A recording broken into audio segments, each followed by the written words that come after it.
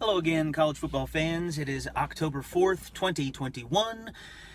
And why don't we just call it off, right? Why don't we just go ahead and let Alabama and Georgia play next week, and we'll give the winner of that team the championship, and we'll just go ahead and move on with the rest of our lives, right? I mean, what's the point? Well, we hear that kind of talk every year, and rarely does it work out that way. Like I said, 2011 it did, but that's an outlier. I mean, how often do the two best teams declared on week 6 play for the national title at the end of the season? We'll see about it. The possibility of them playing in the SEC championship is very good, but let's go ahead and let the whole thing. We went through all this trouble to make these rules and pay attention to this thing for over 100 years. So why don't we just go ahead and let the whole thing play out again? We love it, So let's do that. Let's do that. Now I'm not going to talk about the other two spots this week. It's wide open. There's all kinds of undefeated teams all over the place. Cincinnati's in the conversation now. Oregon's out. I don't think the Pac-10 or the ACC are going to have a representative this year, so that's going to open the door for a team like Cincinnati. But right now, the rest of the country, pretty much BYU's out there. They're an independent. But other than that, you've got the Big 12, Big 10, and the SEC all vying for those slots. And I'm not going to pick a national upset this week because my big upset pick is going to be within the conference. But the big national game this week is Iowa and Penn State, and my instinct is that both of those teams are just good, strong-lined Big Ten teams that are just waiting to be exposed by probably Ohio State. But I'm going to go ahead and pick that game. I'm not going to pick a score as usual for anything outside of SEC games. But I think that Iowa will win that one because I've seen more of Penn State than I've seen of Iowa. And Penn State just looks exactly like what I said. Now, my hunch is that Iowa is probably the same thing. But if either team has a chance to be something more than that, I think it's Iowa, and so we'll see what happens in that one. Moving on to the big one, Alabama, Texas A&M. Not nearly as big as what people were anticipating at the beginning of the season. Now, I know that I picked Texas A&M to lose to Arkansas and to Mississippi State, but honestly, at the pit of my stomach, I didn't expect them to expect them to lose both of those games, even though I did pick them to lose both of those games. And so, we've talked about it enough. They're a big disappointment. But now they do still have a very strong defense and a lot of talent. So we're going to get their desperation punch. This is the only scenario that could have made me a little bit worried about Texas A&M. If they had been undefeated and ranked in the top 10 going into this week, then I wouldn't have been concerned about because this is all about Bama at this point. I mean, is Alabama going to play well enough to win, to be Alabama? Then they're going to win a ball game. But this is all about their motivation going into this game at this point. I feel like they might be a little bit sluggish to start off this game, and Texas A&M is going to be frothing at the mouth and giving it the last best college try that they can do. And so I think that Alabama will get the ball first. They're going to go in there. And before I go ahead with the prediction, I'm just going to say that I feel like Alabama and Georgia are both on upset alert this week, and for different reasons. But the reason Alabama should be on upset alert is because they've got a wounded animal that's desperate and is going to be given their last attempt at anything. And Alabama, but the thing about it is Alabama is used to what Saban calls the rat poison. So I just can't ever see a letdown coming from them. It'll probably happen eventually, but if it does, it'll happen in a less predictable game than this.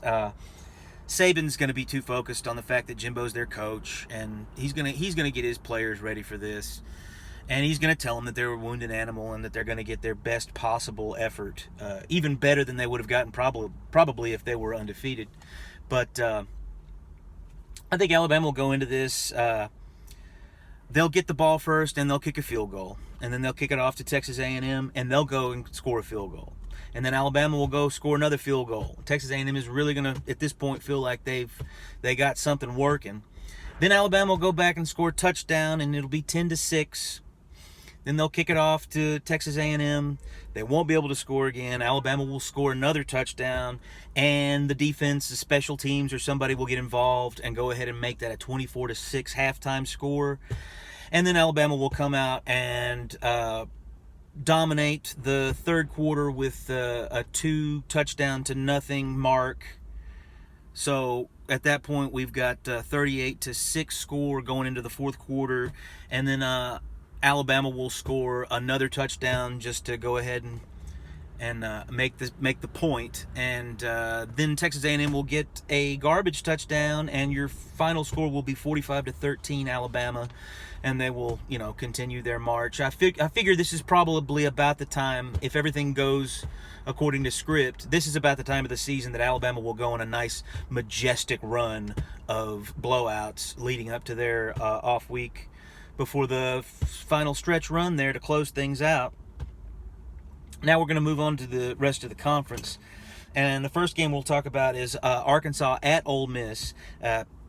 Beautifully interesting game because of both of the teams coming in from this off of huge, disappointing, lopsided losses. But I mentioned earlier that I feel like Arkansas, they got exposed. Their lines, their trenches. I keep hearing from the talking heads about how physical of a team they were, and I was like, well, you couldn't prove that by Georgia. They got exposed, their lines, and I don't feel like Ole Miss got exposed quite as bad because no one really expected Ole Miss's lines to be able to hold up with Alabama. We figured that if Matt Corral and Kiffin were able to make the engine start like they were trying in the first quarter, that it would be about going for fourth downs and scoring every time you had the ball and just hoping for an Alabama mistake to allow you to get a lead in that ball game. It was never about Ole Miss's lines being able to hold up with Alabama. So I don't feel like they were quite as demoralized as Arkansas was, and I feel like they're the better team, obviously the better offense, and I feel like Ole Miss is going to go in there and beat Arkansas, or it's going to be at Ole Miss's place too, which is also a nice help. And I like the score of this one to be 38-28 Ole Miss because, hey, Arkansas beat them last year, but Corral threw 6 interceptions, so don't expect that again. 38-28 Ole Miss. Vanderbilt is going into the swamp, and they're going to have an angry Gator team. So Vanderbilt won't be able to do anything. I think Florida will flex a little bit, 42-6 in that one. South Carolina at Rocky Top. Buddy, just so surprised and proud of this Tennessee team, and I think that their success is going to continue against South Carolina. They're not going to be able to score as many points as they were against Missouri, but they should be able to win this one without too much of a struggle. So I think that this one is going to wind up 31-14 Tennessee over South Carolina. And now the most interesting game of the week. And I'm not going to go back on that. But Georgia at Auburn on the Plains is just delicious. Spoke earlier about Alabama and the rat poison. Well, Georgia, like I said in the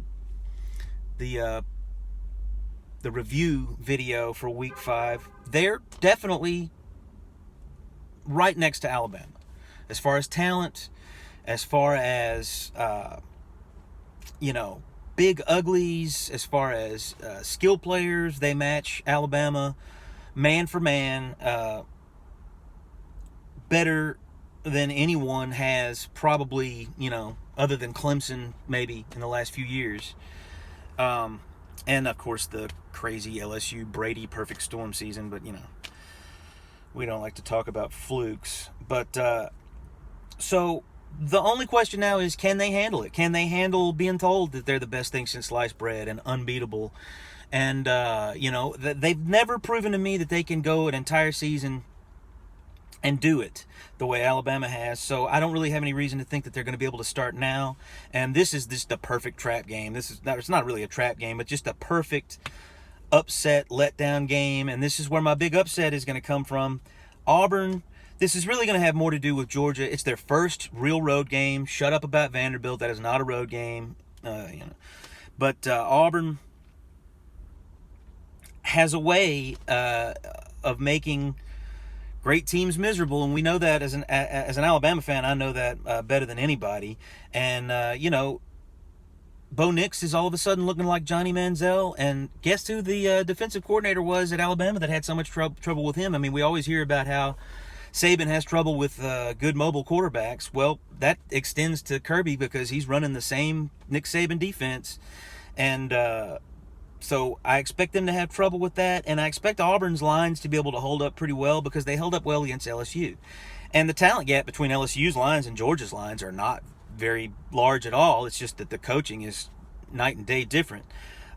So I think Auburn's going to be able to hold Georgia to 24 points, and they're going to be able to score 27, and it's going to be a classic, and it's going to be a shock to everybody, but I really believe it's going to happen. Auburn 28, Georgia 24, because they will not be able to handle the rat poison this week. And moving ahead, we have North Texas at Missouri, and who cares? I'm not even going to talk about it. LSU at Kentucky. Now, this is just the kind of game that the Corn Dogs will go in and win against a possibly inflated Kentucky team right now, and it'll look good, and it'll be just enough for LSU to give Orgeron another chance next year. And I almost want that to happen, but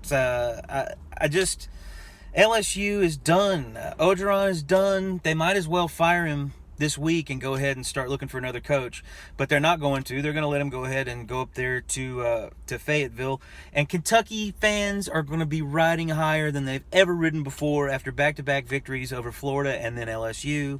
LSU won't be able to score more than 17. They'll get to 17, and Kentucky will get to 24-17 Kentucky. And we already spoke about Alabama, Texas A&M, so that's going to be it for me, and we'll see you next time. Thanks.